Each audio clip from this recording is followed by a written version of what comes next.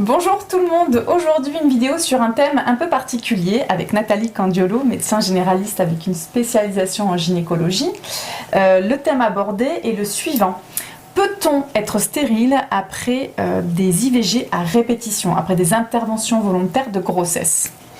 Non. Voilà.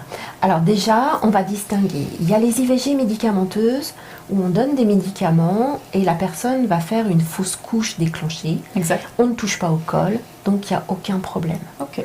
Et ensuite, il y a les IVG par aspiration.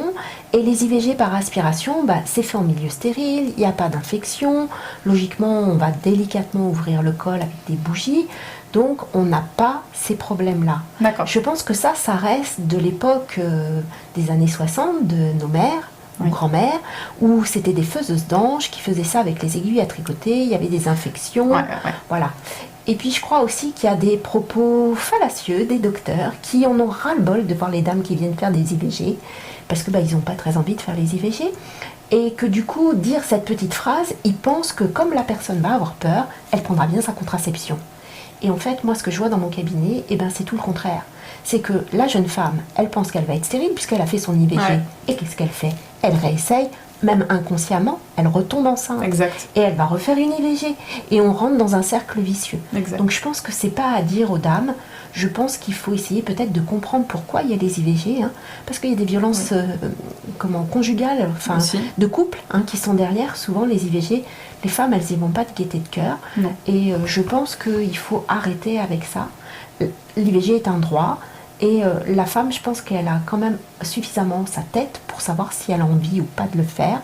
Et il faut l'accompagner plutôt que la culpabiliser. On est bien d'accord. Moi, j'accompagne des jeunes femmes qui ont énormément cette peur véhiculée par des docteurs qui, je pense aussi, sont contre les IVG, ont des valeurs, des croyances complètement sectaires et enfermantes.